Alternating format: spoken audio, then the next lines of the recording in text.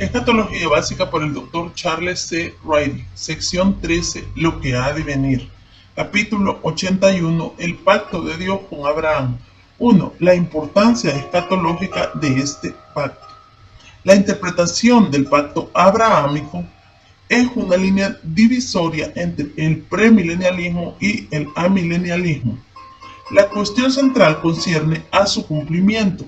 Todos concuerdan en que ciertos aspectos de este se han cumplido, pero no todos concuerdan en el cumplimiento de otros de sus aspectos, particularmente la promesa de la tierra. Los amilenialistas, aunque no concuerdan en cuanto al tiempo del cumplimiento de la promesa de la tierra, son unánimes en afirmar que no se cumplirá en un futuro reino terrenal milenial. Por otro lado, los premilenialistas insisten en que ya que no ha habido cumplimiento literal alguno en el pasado o en el presente, tiene que haberlo en el futuro. Y el de ellos es el único sistema que incluye un tiempo futuro en el cual pudiera cumplirse en la tierra. 2. Las promesas del pacto. A. Promesas personales hechas a Abraham. Génesis 12:2. 3 breves cláusulas dirigidas a Abraham usando la forma hebrea alentadora del verbo contienen las promesas personales que Dios hizo a Abraham. 1. Haré de ti una nación grande. Cuando Dios dijo esto, Abraham no tenía heredero. La promesa se refiere, por supuesto, a la nación judía, los descendientes de Abraham por Isaac y Jacob. 2. Te bendeciré. En cumplimiento de esta promesa, Dios le dio a Abraham bendiciones temporales en la tierra. 13, 14, 15 y 17. Siervos 15:7 y riquezas 13:2, 24, 34 y 35. Y también bendiciones espirituales 13, 18, 21, 22. 3. Engrandeceré tu nombre. Dios le prometió a Abraham fama, nombradía y buena reputación. La última cláusula de 12:2 declara el propósito o resultado de la bendición de Dios sobre Abraham y serás bendición. B. Promesas universales. Génesis 12:3. 1. La promesa de bendición o maldición divinas sobre la gente basadas en su conducta hacia Abraham. La relación de Abraham con Dios era tan íntima que bendecirle o maldecirle era en efecto como bendecir o maldecir a Dios. 22 al 18, 21, 22 al 34 y 23. 2. La promesa de que todas las familias de la tierra serían bendecidas. Pablo aclara que Cristo cumplió esta promesa. Gálatas 3:16. Simiente puede entenderse tanto colectiva como individual. Es decir, la simiente era linaje, familia y en especial una persona, Cristo. Versículo 19. El punto concluyente de Pablo en este capítulo es este: no traten de hacerse hijos de Abraham por circuncidarse, sino por estar en Cristo. Versículos 27 y 29. Note cuidadosamente que Pablo no está diciendo que la iglesia cumple todo el pacto. Él enfoca únicamente esta promesa tocante a la bendición en la simiente. Versículo 16. El plural promesas se usa porque el pacto le fue repetido varias veces a Abraham, no porque Pablo quisiera indicar que la iglesia cumplirá todo el pacto. Ver J.B. Lightfoot a Commentary on St. Paul Epistle to the Galatians, New York, Macmillan, 1892, página 142. C. Promesas nacionales. Génesis 15, 18 al 21.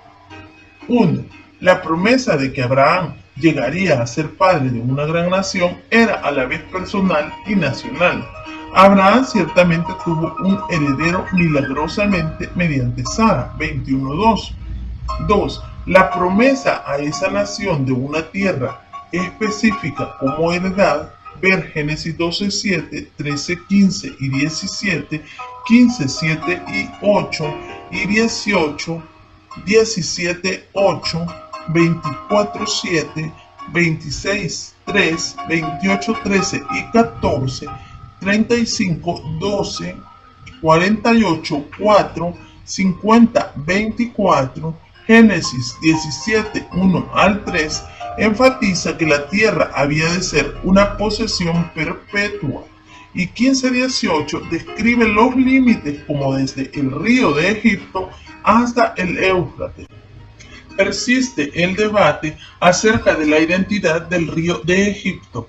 Un punto de vista identifica al río Nahar de Egipto con el Wadi Nahal de Egipto, el moderno Wadi el Arish, que durante la temporada de lluvias fluye desde el centro de la península de Sinaí hasta el Mediterráneo, 150 kilómetros al este del canal de Suez. Números 34:5, Josué 15:4 y 47, Primera de Reyes 8:65, Segunda de Reyes 24:7, Segunda de Crónicas 7:8, Isaías 27:12, Ezequiel 47:19 y 48:28.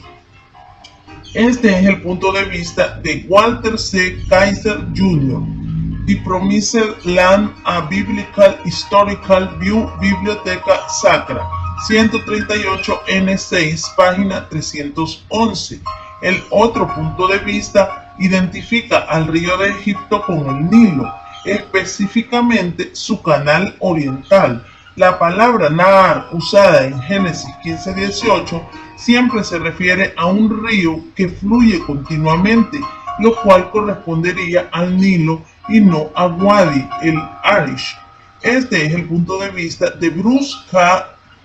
Waltke, The Zondervan Pictorial Encyclopedia of the Biblia, Grand Rapids, Zondervan, 1975, 5-121, y K. A. Kitchen, The New Bible Dictionary, Grand Rapids, Airmans, 1962, página 353 y 354. Por cierto, en algunos pasajes el enfoque está en Canaán o en alguna parte del área mayor prometida en el versículo 18. 17:8, Primera de Reyes 8:65, Ezequiel 47:13 al 20. Israel ha ocupado en varias ocasiones parte del área mayor, pero nunca el área mayor misma y aún menos como posesión perpetua. 3. La ratificación solemne del pacto. La ceremonia de ratificación descrita en Génesis 15:9 al 17, cuando se compara con la costumbre del cercano oriente, indica que solo Dios se comprometió a cumplir los términos del pacto, puesto que solo Él caminó entre las mitades de los animales sacrificados. El significado de esto es impresionante. Significa que Dios juró ser fiel a sus promesas y puso la obligación de su cumplimiento únicamente en sí mismo. Abraham no hizo tal juramento. Él se hallaba en un sueño profundo, pero consciente de lo que Dios había prometido.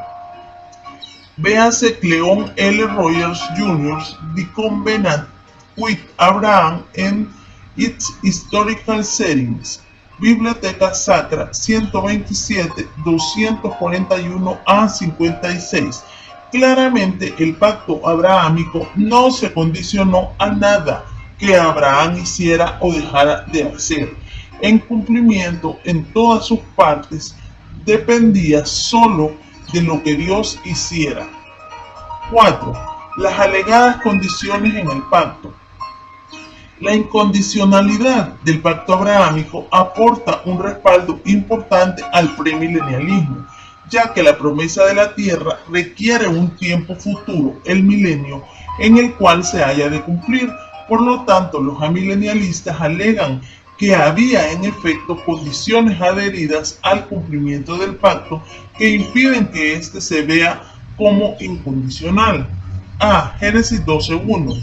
El imperativo "vete de tu tierra" expresa una condición que hubiera invalidado el pacto si Abraham no hubiese obedecido. Sin embargo, gramaticalmente, este imperativo seguido por dos verbos imperfectos y una serie de verbos imperfectos alentadores en los versículos 2 al 3 expresan una intención, específicamente lo que Dios intentaba hacer por Abraham.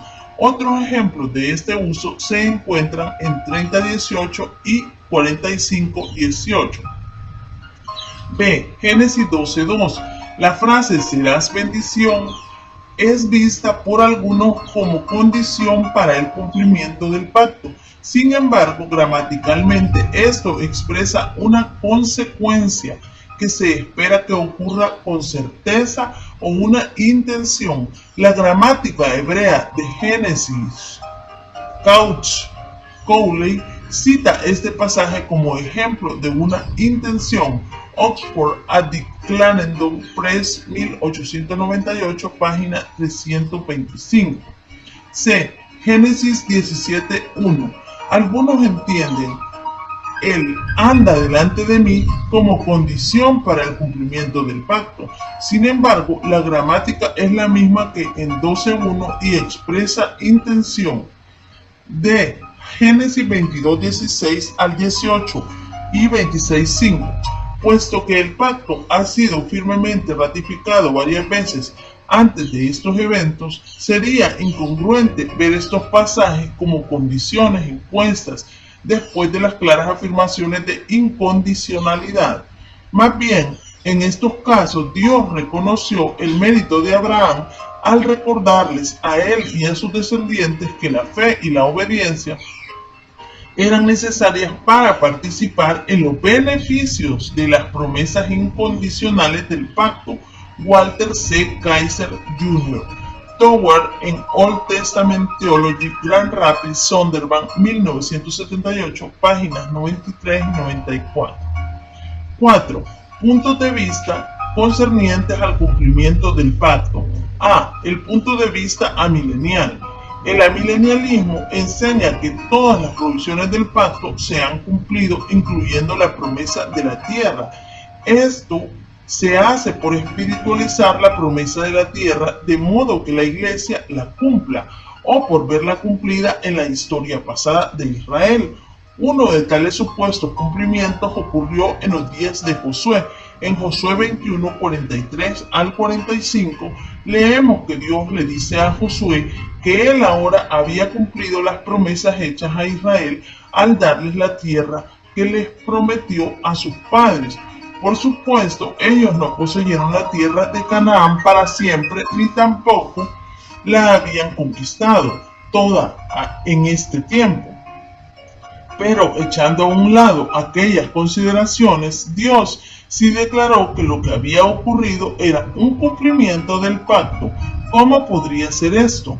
En las varias declaraciones del pacto, la tierra prometida era tanto la que abarcaba desde el río de Egipto hasta el Éufrates, Génesis 15:18, como la tierra de Canaán, 17:8. La primera, que era mayor, incluía la última, que era menor. Bajo el liderazgo de Josué, los israelitas no ocuparon en ninguna manera los límites mayores de la tierra, pero se habían declarado en posesión de la tierra de Canaán, así que ninguna de las dos promesas ha sido cumplida perpetuamente. Lo mismo es cierto en cuanto al alegado cumplimiento de la promesa de la tierra bajo el reinado de Salomón. Primera de Reyes 4:21. Aunque el reino de Salomón era extenso, él no reinó sobre todo el territorio prometido a Abraham, ni tampoco lo hizo perpetuamente. Quizás ayude una ilustración. Supongamos que yo prometa pagarle toda la educación universitaria a un estudiante. Esto normalmente significaría 4 pagos de un año.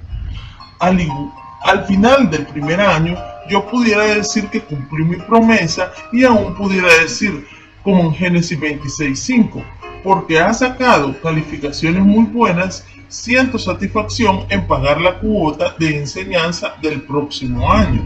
La promesa mayor de pagar la educación total incluye la promesa menor de pagar los gastos de cada año. La promesa mayor de la tierra comprendida entre los dos ríos, incluye la tierra de Canaán y el territorio que Salomón gobernó, pero no significa que la tierra de Canaán o el reino de Salomón equivalga al área total. Por favor, observe la contradicción inherente en la posición amilenial. Si el pacto es condicional, entonces ni aún el amilenialista necesita buscar un cumplimiento en los días de Josué o de Salomón. Si el pacto se cumplió en cualquiera de esos dos tiempos, entonces no era condicional. Si se cumplió bajo Josué o Salomón, entonces la iglesia no tiene que cumplirlo. Si la iglesia lo cumple, entonces aún no tiene que buscar cumplimiento en los días de Josué o de Salomón. Tal parece que la milenialista necesita tener las llantas de repuesto de posibles cumplimientos bajo Josué o Salomón por si acaso se desinfla el argumento de condicionalidad. Un enfoque nuevo al cumplimiento de la promesa de la tierra fue propuesto por Anthony Hoekema, quien ve múltiples cumplimientos de la promesa de la tierra durante la historia de Israel, pero un cumplimiento definitivo antitípico o en la nueva tierra. Él expande la tierra prometida para que abarque toda la tierra y los recipientes de la promesa para incluir a todos los redimidos. Claramente niega cualquier cumplimiento sobre la tierra actual durante un milenio futuro. Vivible en el futuro. Grand Rapids Hermans 1979, páginas 206 a 212 y 274 a 287. B. El punto de vista premilenial. El premilenialismo insiste en que todas las provisiones del pacto abrahámico tienen que cumplirse, puesto que el pacto se hizo sin condiciones. Mucho del pacto ya se ha cumplido y literalmente, por lo tanto lo que resta también ha de cumplirse literalmente. Esto se centra en la promesa aún no cumplida de la tierra. Aunque la nación de Israel ocupó parte del territorio prometido en el pacto, todavía no lo ha ocupado todo y, por cierto, no eternamente como el pacto establece. Por lo tanto, tiene que haber un tiempo futuro en que Israel ha de hacerlo, y para el premilenialista esto será el reino milenial venidero. Así que el pacto abrahámico aporta fuerte respaldo a la escatología premilenial.